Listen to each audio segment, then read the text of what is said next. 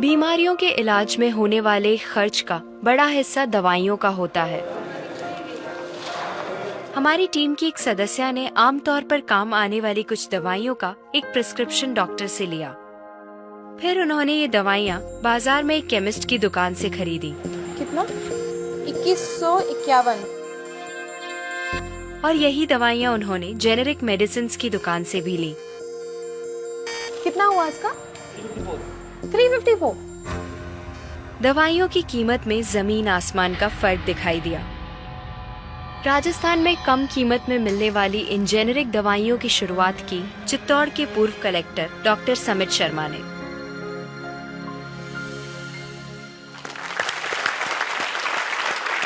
Doctor समित, मुझे बताइए कि ये कैसा मुमकिन है कि हमारी जो कॉरेस्पॉन्डेंट थी वो वही दवाइयाँ उन्होंने 2000 कीमत में उनको मिली एक दुकान में, और जो जेनेरिक मेडिसिन है उस दुकान में जब गई तो उनको कम में मिली, 300 में मिली। ये कैसे मुमकिन है?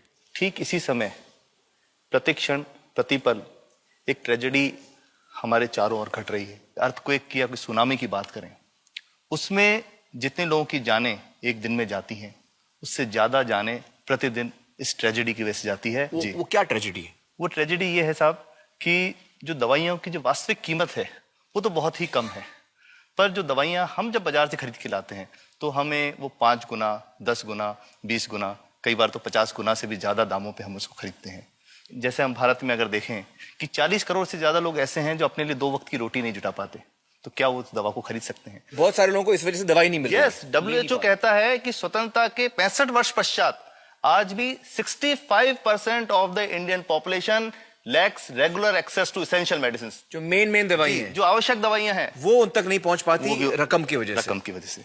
मुझे बताइए कि ये जो जेनेरिक मेडिसिन जो हम कहते हैं, अभी ये अंग्रेजी का शब्द है, इसको हिंदी में कैसे समझाएं? मैं आपको बहुत सरल भाषा में बताता हूँ। हाँ। तो ये जेनेरिक नाम जो दवा का जो मूल सॉल्ट है, जो इसके अंदर जो दवा है उसका नाम है, केमिकल नाम, उसका केमिकल नाम है। अब जैसे और उदाहरण अगर सरल करके बताएं इसको, तो जैसे ये लड़की दुबली पतली सी नजर आती है, तो मैं अगर डॉक्टर हूं हाँ। तो मैं इसको ये कहूं 1 गिलास दूध सुबह 1 गिलास शाम को पिया कर। पर चिकित्सा के व्यवसाय में दुर्भाग्य से हमारे देश में ऐसा नहीं हो रहा। हम ये नहीं कहते कि आप भैंस का दूध लेके आइए, हम कहते हैं कि वो रामू की भैंस का दूध लेके आना। यही ब्रांडिंग है। ये जब उसकी दुकान पे जाती है वो कहता है 500 रुपए लीटर है, लेना है कि नहीं लेना। तो जो 30 रुपए की चीज है वो 500 रुपए में मिलती है। तो अगर मैं डायबिटीज की दवा ले रहा हूँ और अगर मैं ब्रांडेड दवा लेता हूँ तो मुझे कितने की पड़ेगी?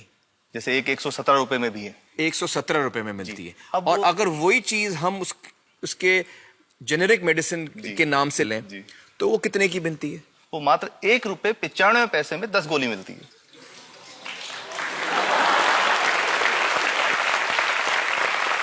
और दोनों गोलियों में कोई फर्क नहीं है किसी किस्म का? 100% समान, क्योंकि इसकी उत्पादन लागत ही इतनी है। उसका manufacturing, packaging, transport, retail margin, जो उसके मार्जिन जो हैं, जो हमारे ज्यादा वो सब मिला करके उतने की ही पड़ती है।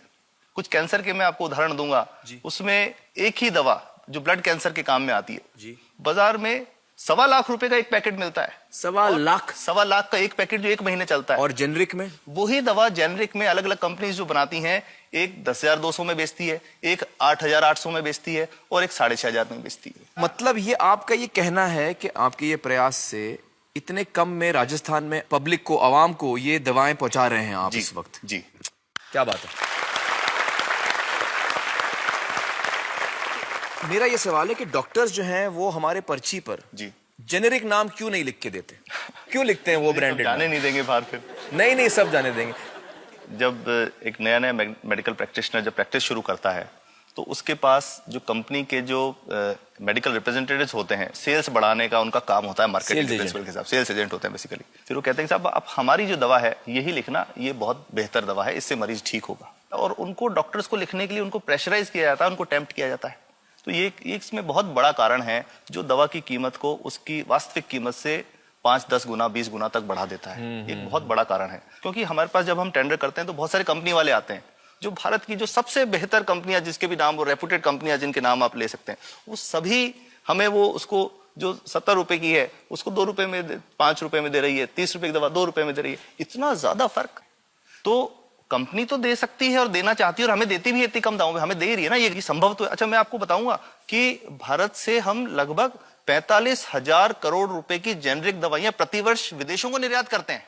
आप भेजते हैं दुनिया भर में जेनरिक, ये जो सस्ती दवाएं हैं आप विश्व भर में भेजते हैं, विश्व भर में हमारे लोगों को नहीं मिल रही। हमारे देश में महंगी है, हमारे देश में महंगी है, और अगर ऐसा है तो हमें कोई ईस्ट इंडिया कंपनी की जरूरत नहीं, हम वापस उसी दिशा में जा रहे हैं।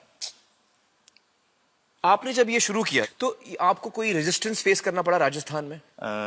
देखिए, जो प्रयास हम कर रहे हैं ये बेसिकली धारा के विपरीत बहने का एक प्रयास है जी।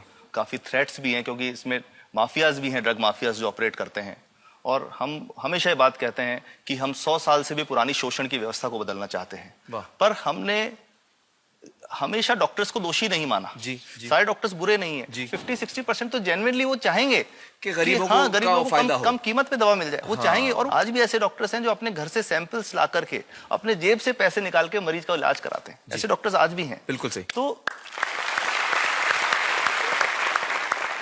मैं इनको एक उदाहरण भी बताता हूँ कि कैसे हमारे जो काम वाली थी उसका बच्चा था छोटा, इंसिडेंटली हम कुछ समय छुट्टी मनाने कोई बाहर गए, जब हम लौट के आए 10-12 दिन बाद, तो वो लक्ष्मी के साथ उसका छोटा जो बेटा था राजू, वो भी उसके साथ आता था जब, और मेरे बच्चों के साथ खेलता था, मेरे बेटे के साथ खेलता था। तो वो लक्ष्मी अकेली आई, राजू नहीं आया।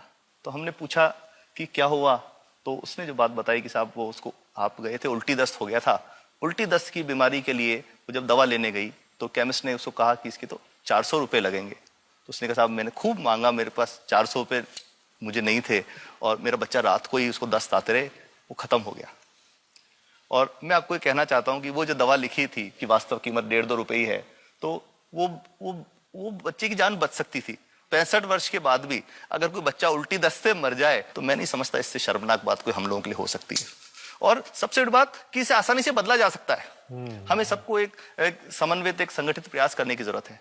ये तो कुछ भी नहीं है, कोई नई फैक्ट्री खोलनी नहीं, कोई नई दवा नहीं बनानी, ये सब जो गलत चल रहा है इसको रोकना ही तो है। तो दोस्तों, डॉक्टर समित की बातों से हमें यह पता चला है कि दवाइयों का जो कॉस्ट होता है, जो उनको बनाने का खर्च होता है, वो बहुत ही कम होता है, और हमें इन कम दामों में ये दवाइयां मिल सकती हैं अगर हमारी राज्य सरकार जेनेरिक मेडिसिन की दुकानें खोले, जैसे राजस्थान सरकार ने किया है, और जिसके लिए हम उन्हें सलाम करते हैं। एक बात और, अगर आप एक एनजीओ हैं और आप जेनेरिक मेडिसिन की दुकान खोलना चाहते हैं तो department of chemicals and fertilizers आपको 50,000 रुपए की ग्रांट भी देता है। डॉक्टर समित, आपने बहुत ही बेहतरीन काम किया है और इस बहुत ही अहम मुद्दे पर रोशनी डालकर हमारी आंखें खोल दी हैं, और हमारी दुआ यह है कि जो काम आपने राजस्थान में शुरू किया है वो हर राज्य में फैले, देश के कोने कोने में फैले। बहुत बहुत शुक्रिया हमारे साथ बातचीत करने का doctor Samit, thank you so much.